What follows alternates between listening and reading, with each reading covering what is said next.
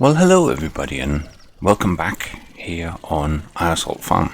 We are in the throes of harvest. It's been going hard through the night. We've had to swap out workers and everything to be able to keep going. I was just in grabbing myself a quick cup of coffee here before we head back out.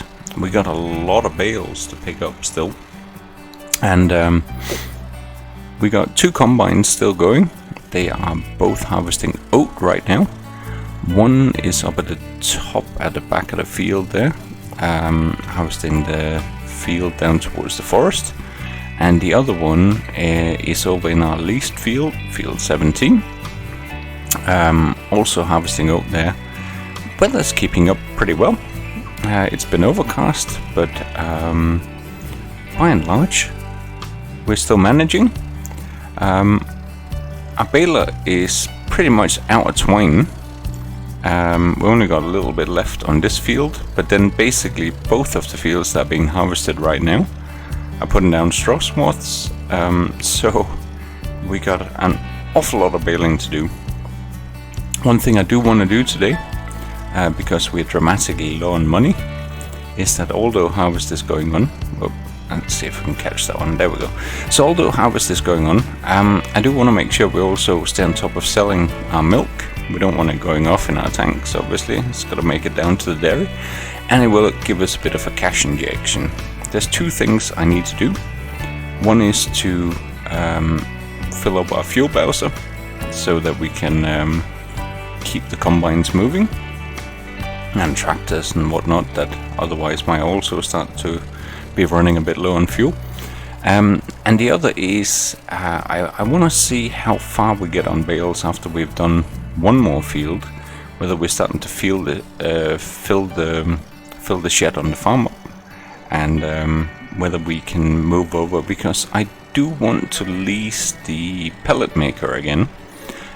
We did have a go at it a little bit earlier, and although it took a little bit of work to get done, by and large we made a decent amount of money out of it, and it'll be a little bit easier in some ways to be able to shift the pellets maybe than it will be to shift lots and lots and lots of bales that have to be picked up a couple of times.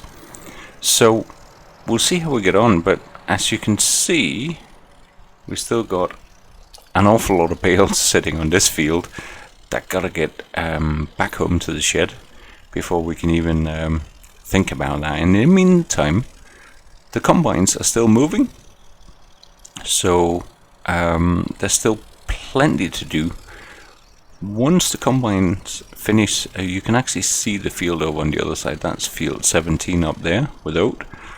We got the CR10 working on that one, and then over here on the other side, you can't quite see it on the other side of that field, is field 31, where we got the CR7 combining as well.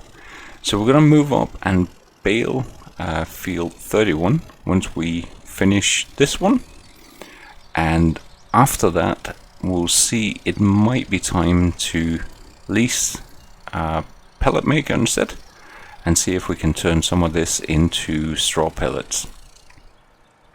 But for now, I better fold the arm up because I gotta get back to the farm with this load of bales, and there's plenty more loads to go. As you can see, the combine, no, not the combine, the baler is sitting up there in the top field here in the morning mist. We do have to get the massey out with the twine and get it reloaded because there's almost nothing left in it. But to be honest, there's still a bit of catch up to do here.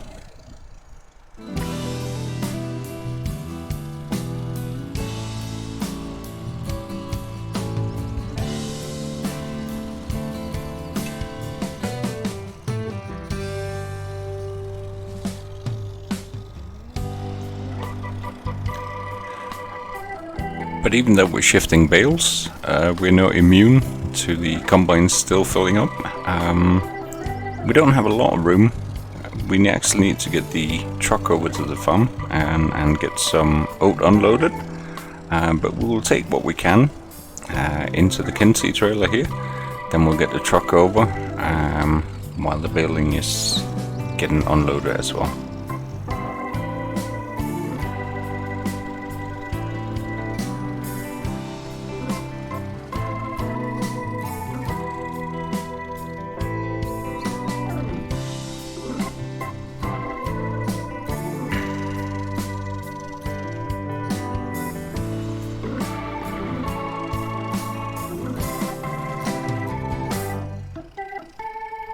So that's our first load of bales coming up after we got the oat unloading in the silo. Thankfully, we just have to raise the platform here a bit and tip it straight in, and then it'll get stacked for us back here on the farm. So we just need to reverse in a tiny bit like this, and then we'll get it all unloaded. I forgot to mention, I have dealt with the animals this morning, so all is well there. We have a lot of milk to sell, and that's part of the reason why I want to get it done, so we can get the bank account topped up a little bit, and also because I think we pretty much got a full trailer load today, so it'll be good to get it down. But right now it's 8 o'clock in the morning. We will need to get that truck swapped over. It's sitting with the flatbed for the trailer right now. I think we can leave that down in the yard and just get it on a run down to the dairy. So I might actually just stop and get that truck swapped over now, so we can get that milk sold and just be a little bit less on the edge in terms of money, and see if we'll be able to afford leasing a pallet maker as well.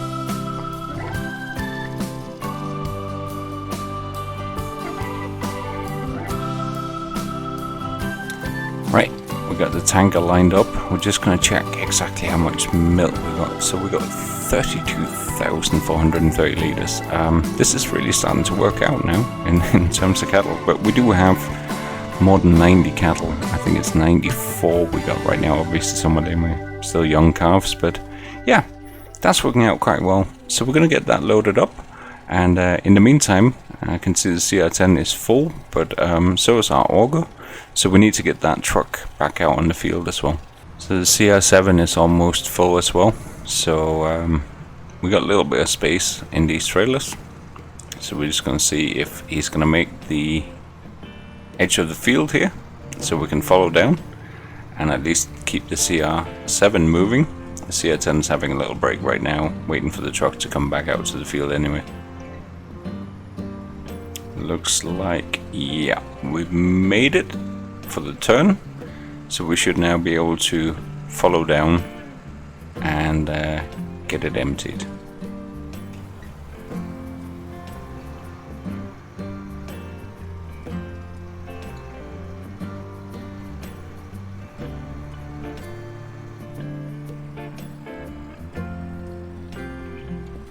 So, truck's unloaded on oat, but we still got another set of trailers sitting here waiting to move back up to the field. But that's good, because since we just unloaded the CR7, we can get this other set up to the field, even if it's getting a little bit mucky, and we can bring the other one down for unloading.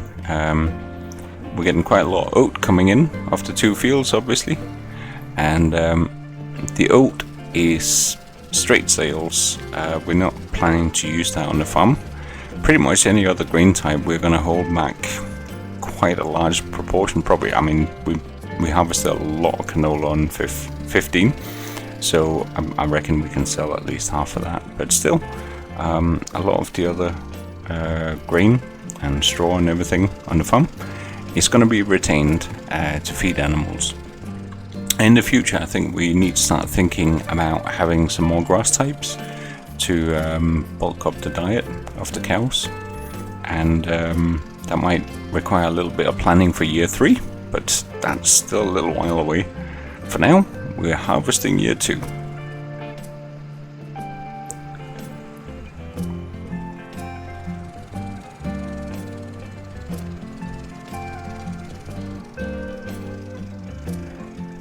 I like our hook lift truck, but one thing I am finding with it is that you really have to slow down on the turns. Coming up here, we have to come right down to a crawl to be able to make an effective turn with this truck, which is a little bit problematic when you got oncoming traffic, but I think we managed without any scrapes or bounces there.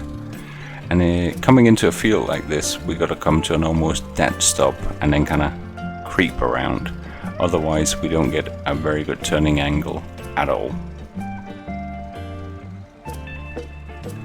We're just turning in, trying to stay here in the corner where it's reasonably dry and compacted, and then the cereal can get unloaded and get out and collect from the combine. So finally, CR10 is back on the move. We're getting unloaded. It took a little while to get everything sorted, but then again, we have been swapping watches. Obviously, we're not going to make people work for several days on the trot here without rest. So we swapped over people in the morning and in the evening. So we got 3 watches running on the farm, working about 8 hours each now.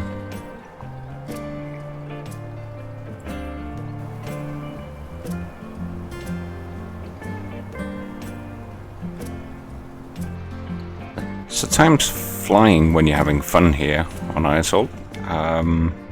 It's already 9 o'clock in the morning, and I'm really only just coming out to pick up the second load of bales. It's mainly bales that we're behind on, and well, if I'm brutally honest, I don't really want to put down too many more bales without either getting them stored or sold, because every time we create a bale, of course, we're spawning in an object. And while my computer runs Eiersholt quite well, I did notice that as we were filling the field completely with bales, I think we were starting to notice a fairly significant drop in frame rates. So obviously there's a lot of bales here, and I don't think I necessarily want to create more before we cleared some of these away. So it's a little bit of a kind of technical consideration, but also for practical purposes. We don't want to leave them. I know that on real life farms, you often see bales sitting out in the fields, waiting for later in the year, or just to be taken for biofuel or something like that. That's in essence what we're doing with our big shed where we store the bales, and the rest of them we want off the fields because we're not planning on just leaving the fields sitting. We might thinking about fallowing a field, but that depends a little bit on whether there are any other fields coming up for rent, maybe, that we can take into consideration. But for now, we still got an awful lot of bales to shift. Harvest is still going on. We gotta get that baler retwined. We gotta get more fuel. We've gotta get the milk sold. So no shortage of tasks on a busy harvest day here.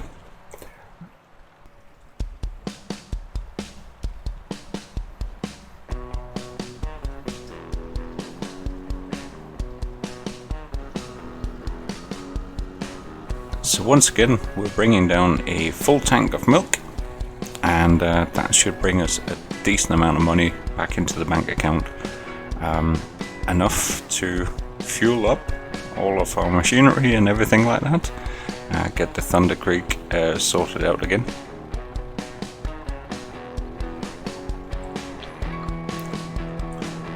So that milk netted us over 100,000 euros. If you haven't watched previous episodes, I am running this map on the easy economy. That's mainly because it's a very large map, and we want to be able to make some progress during the series, expanding the number of fields, the type of machinery that we're running. So that's a very handsome amount of money, but we also spend a lot of money on this farm, with the sheer number of fields, the amount of seed, fertilizer, herbicide and everything that's going down. But we're going to get the truck back to the farm, because I think we're going to need the flatbed for the bales. I think the shed is filling up pretty soon. So we're unloading the CR10 again. Plenty of oat coming in off this field as well. It's a large field. This is the one that we leased a couple of episodes back, and obviously I think strategically speaking that was a good idea. But we are getting a little bit low on fuel for the CR10, and we need to get our fuel tanker down to the fuel station and pick up a bit more fuel now that we've earned some money from the milk.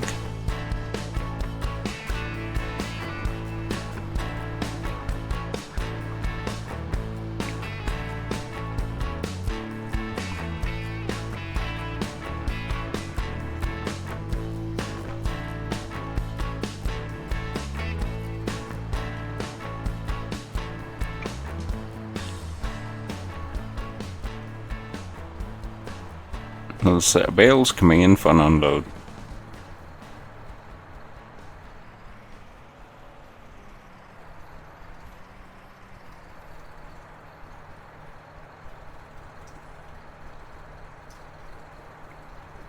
That was a very quick unload.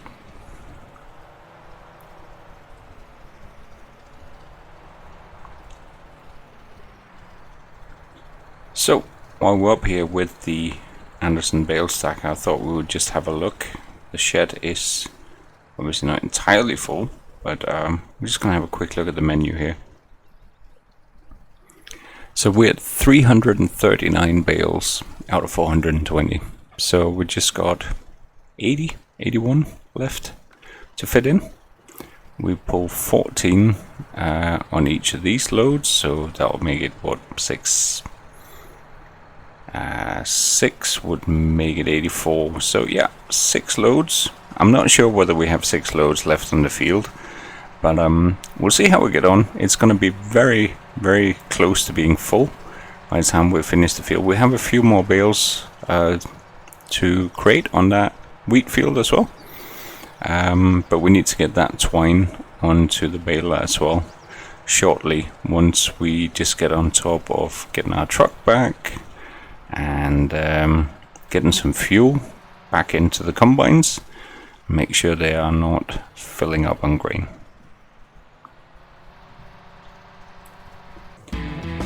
So we made it down to fill up the Thunder Creek fuel trailer again. This time we don't have to worry quite so much about exactly how much it's going to cost, so that's a bit of a relief. So it is time to get that twine out and get the last bit of bales off the field as well. We know we need quite a few more. We need 80 odd to fill the shed. So we need to get some twine out. We already put it on this flatbed. We used the pickup truck the last time, but right now we have it on the Massey, and we've got a pallet fob in the front, so we can lift over and get as many rolls of twine into the baler as we need to.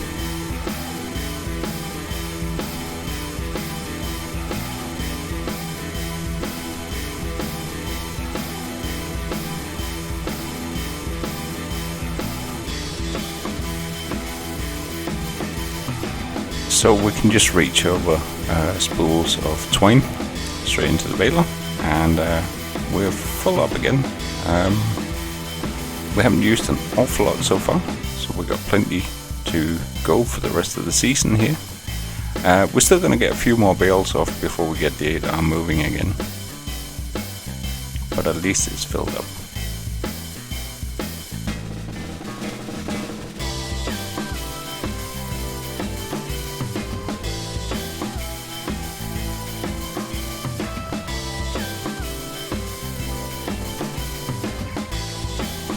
We have arrived in the field where the CR10 is running low on fuel.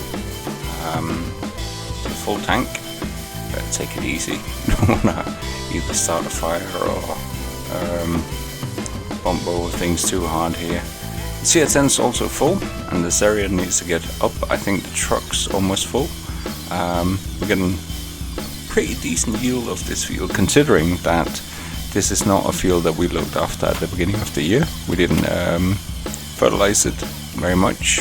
We got, I think, 1 or 2 layers of fert on it, but we didn't get it fully optimized this year. That's okay. We are gonna keep leasing it for the coming year, that's for sure. I think this is easily paying off in terms of leasing the fields.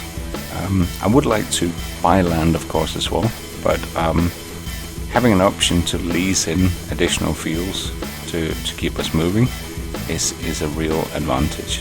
So we're just going to get the fuel backed up here and run a hose out. Let's stop the engine on the CR10. Well, actually, maybe we don't need to.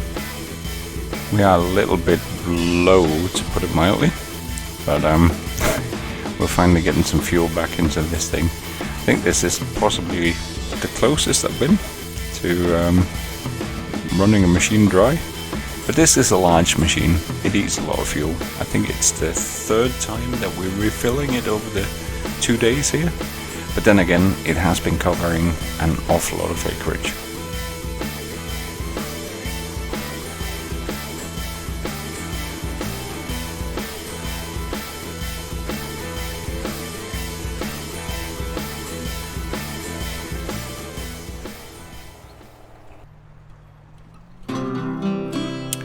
Right enough, our CR7 has actually finished off. Here we are, field 31 is done. Obviously got a lot of straw lying on it, but in terms of the harvest, we are complete. So the big question is now, the CR10 is still working over in field 17 on oats, but it's got a header that's almost twice the width of this one. So we got one field left to do here in late summer. Obviously the CR10 is going to be working on corn as well later in the year on the larger field 29. We're probably going to use the CR7 here for the millet harvest. But the big question is, should we move this one over to field 53? It's quite a large field. That's the one, at least, very least, that I'm planning to make pellets of, as well as field 17. This one here, I think we're gonna stick with bales, but I'm not quite sure right now what we should do. I need to have a look at where we are with the bales before we get too carried away on cracking on here. We might actually just wind the machine down for a bit, take a little bit of a break, and let some of the baling catch up. The forecast is good for tomorrow, the last day of late summer, so I think we are okay to leave it for a minute and basically see how we get on. Right, as we went down to the shed and had a look, we had room for about 80 bales, and I make it that we have about 35 left on this field, so we do need a few more of another field to fill up the shed before we really start selling off or making pellets. But we're gonna crack on with getting the bales off this field. We are gonna get the 8R running again, just to bale up these strands and last bits of headland that's left around, and then we'll see where we are after that, and by then I reckon both harvesters will be done. Wow, look at the field over at the back there. That's one of those I have my eyes on for lease afterwards. It's a nice big field. It's way too expensive to buy, it's over $1 million I think, but if we could lease it, that might be cool. But that will be for the coming year. Right now, we still got plenty to do with the number of fields that we already have. In fact, I'm not sure whether it's a good idea to lease that many more fields until we're able to scale up our equipment, because we are we're working hard to keep up here, and we got decent weather. Imagine if half of late summer or more had been bogged down with rain. We would have had real difficulties even running 2 combines. Last year we ran 1 combine, and I think we were quite lucky. This year we're running 2 combines, and I still think we're quite lucky. We almost got full load. We'll see how else we're getting on. I'm gonna get this field more or less done off screen, and then I'll get back once we're more or less complete on the current fields, and then we're gonna have a little look at getting some hay pellets created as well. We're gonna get the 8R down and lease that machine, I reckon. So we are done picking up bales on this field. Trailer's not quite full. We got a little bit more to do, so we're gonna hop up in the 8R. In the meantime, I think we are getting to the point where there's a plan. We got twine back on this one. We're going to keep the 8R on the baler.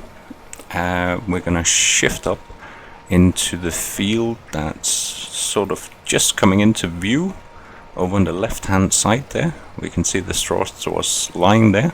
That is another oat field that we finished, and the CR7 is sitting up there. We're going to move the CR7 down on our barley field. We're going to give the CR10 a bit of a rest. It's still working over on our least field, finishing off oats on there. So we're going to put a few more hours on the newest combine rather than running the CR10. It's going to be doing all the corn harvest later on in the autumn as well, and so we might as well make a bit more use of the machine, the lesser number of hours on it. When we finish field 17, we'll have broken into that barley field, and the class Syrian that's been pulling the Kinsey auger there is gonna shift over to, we're gonna lease our pallet maker, and we're gonna see if we can get some hay pallets created from that field. That means we're gonna probably use the 2 T7s to run the grain from that field and back to the farm, the barley. And we're gonna try and see, I'm not quite sure whether we can manage to load what we can load hay pellets into right now. We might unhook the IT runner and put the smaller trailer on. I think the grain containers are way too big, the sides are too high to be able to deal with the pellet maker, but I think the smaller container should be able to do the trick. So we're just going to get the bales finished on this field here, and then we'll get some equipment shifted around as well. So, well, the last bit of baling is going on. We're not necessarily going to make it super clean, but just get the last of the headland rows done. We are taking the header trailer up to collect the header from the CR7 New Holland combine. We're going to have to cross a bridge to get over to the field where we have barley, and so we can't leave the header on or try and chance it or anything like that. Next episode, we're going to have to start looking into field planning a bit. We need to decide what kind of crops we are going to be putting down. It might sound a bit early, but obviously we want some of the fields to be winter crops. We also need to make some considerations about whether we stay with the current number of fields in terms of leasing, or alternatively whether we consider buying any fields. I think we have some machining. Oh, am I getting stuck here? Bottoming out or something? What is going on here? I am stuck on the bridge. Oh dear. That header trailer is not happy. We'll give it a little bit of a run. I'm pretty sure I got it up here. Oh, maybe we moved it up on the combine actually. Right, okay. I can't actually quite see where it is that it's getting stuck. Oh, I think we're across now. That was a bit dicey. Okay, yeah. So we'll hopefully we can get back across now with a head on. Otherwise, might have a bit of a problem here. But we'll see how we get on. The CR7 is just going to swing by the farmyard to get refueled. We might as well use that rather than keep using the Thunder Cree out in the field, since we're still pretty nearby. So we'll get this loaded onto the trailer.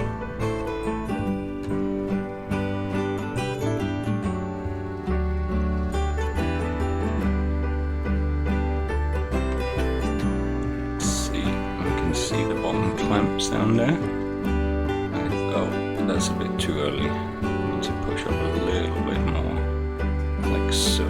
I think we should be good here. Excellent. So now I just hope we can get this trailer across the bridge. Here we go. It's a bit bouncy. It might be easier coming over this way as long as we don't get stuck right here on the hill, but I think we're okay. Just gotta take it easy down the field now. So we'll get the header moved down to the barley field. It's a little bit, there's not an awful lot of space to get the header mounted again, but CR7's not going to be that long. We just got to do a quick refueling stop. And that's the CR10 done, running oats on our leased field 17. As we can see, we do have 21 hours engine hours on this machine compared to the CR7. Now obviously this is a large sturdy machine, but it is going to be doing quite a lot of additional hours over on the cornfield. So I think we are going to get it unloaded down by the Kinsey auger here. We might actually drive it down, just dump in, and then we can pump it straight over into the truck. I think we should have room for it all, so that should be fine. And then it can come back to the farm for a bit of a rest, probably a bit of a cleanup as well, to be honest, because it's going to be a little while before we need to use it. I think the next thing that's going to be moving on, apart from dealing with the masses of straw we have, is grass. We have grass that's ready to get cut again, and we want to try and make sure we get that sorted out. So we're kind of doing a straight shift through the auger over to the trailer. We have been shifting a lot of oat off these two fields, so there's going to be quite a bit of grain to sell. But I don't think right now is the right price. If we just take a quick look at the seasons panel, we do get an overview of grain prices. So here we are looking at oat prices, and we can see that it's really not till about mid-winter that prices generally seem to peak. They are starting to increase, so if we get desperate for money, I guess we can do it. But it would make sense actually to hold off until winter on shifting our oats. That should fetch us, I mean, that's almost 400 euros extra on average, obviously, per 1,000 liters that we would be getting out of hanging on to it for a little bit longer. So I think it's definitely worth it. But we'll get the header hooked off and towed back over to the farm. CR10 can have a little bit of a well-earned break, having covered two very large fields. Field 53 is not a small field at all. It's going to be a big job for the CR7, but we'll get it done.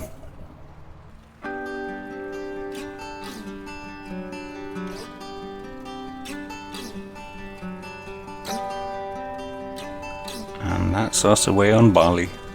This field is also fairly substantial and should bring us in a fairly decent amount of grain.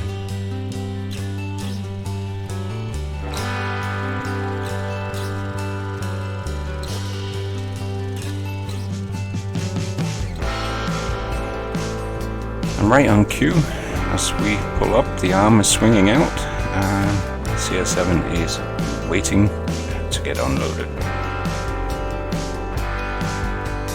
Get ourselves in under here and start dumping into the first trailer. We should be getting a decent yield of barley here as well. The field has been fully fertilized. Don't know why he's beeping his horn out there. So we're arriving just before 6 o'clock in the evening and the machine is sitting ready for us. It's the same one that we released last time, so we do need to fill it up with water and molasses. But we have some molasses from last time. I bought way too much. I thought we were going to be doing a lot more bales, but I kind of lost my patience with trying to feed bales into it. But I think it should be working a lot better for picking straw up in the field. But obviously we just do need to get the tanks filled up on it. So we'll be taking it up to the farm, getting it ready, and then we'll bring it down in the barley field where the CR7 is working now. And as mentioned a little while ago, we're moving data up into the field on the other side of the hill here. That put some warning indicators on, even though there isn't much traffic around here.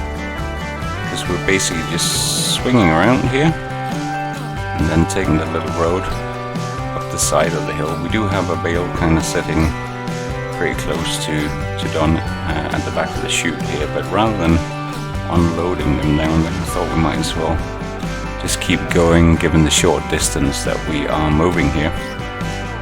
So obviously that's going to generate a ton of bales as well. Some of those will fill up the shed and some will be going down to the heating plant to be sold. And that's our ADAR. On the move, I'm going to be creating a lot of bales again.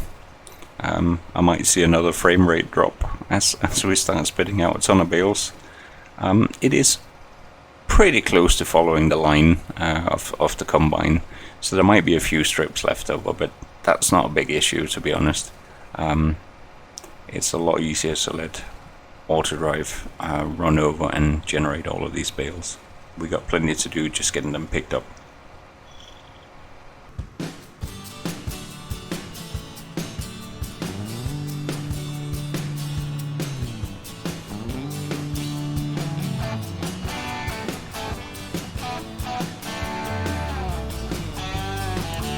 The CR7 is unloading for the second time just as he's finished the first round of the headland. Given the width of the header, I think that's a pretty decent yield that we're seeing already off this field. Barley is a useful resource for us. We can mix it in we can feed chickens, and we can use it to help feed the pigs as well.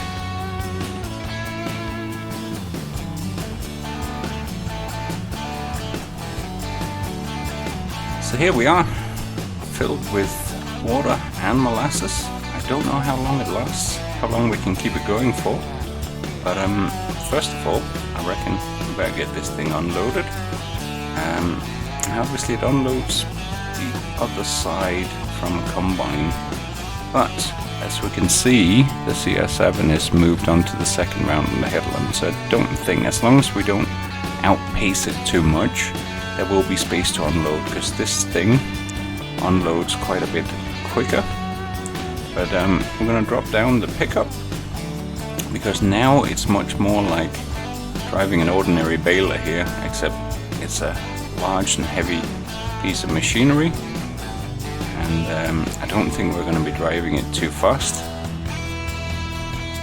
But we still need to sort out something to unload into as well, of course.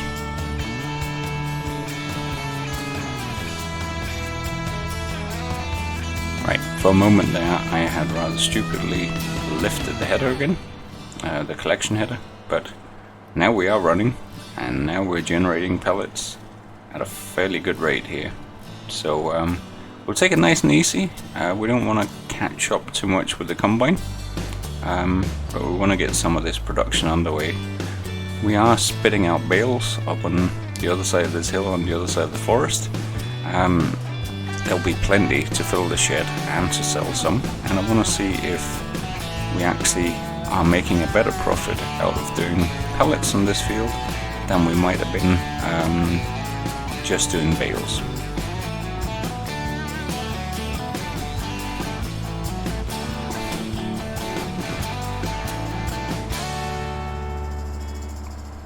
We'll be heading down.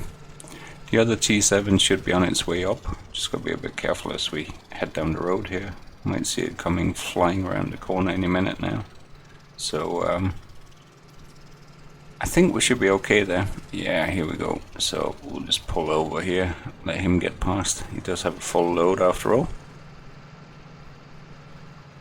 And we'll get down to the field and be ready for the next unload. We can easily take a tank full from the CR7, even with a single trailer. And then I'm gonna pick up the freed up Agroliner trailer. That should be sitting over here by the silo hole. And then I'll head down and get our first load of straw pellets sorted out. And then after that, I will carry on off screen. Next episode, you should see that all of the fields that were undergoing harvest or baling will be done. We'll probably be either at the very end of late summer or actually moving into the first day of autumn. There'll be a bit of crop planning to do. We need to have a look at our machinery to see how much of it is still in good nick. Some of it's taking quite a lot of hours on it right now, including this one here, obviously, because that does a lot of the livestock work each morning as well, but for relatively short periods. Then of course we need to look at which fields we are going to start preparing for any kind of winter crop, which ones maybe are going to sit fallow at least over winter, whether we're going to do cover crops again. It worked quite well, I think, for the field where we did it, but it's obviously an additional amount of work. But we do have a seed maker now, so bringing in seed isn't necessarily as expensive as it used to be. But we're just going to get down the field, unload our first straw pellets, and I think that will pretty much be us for today.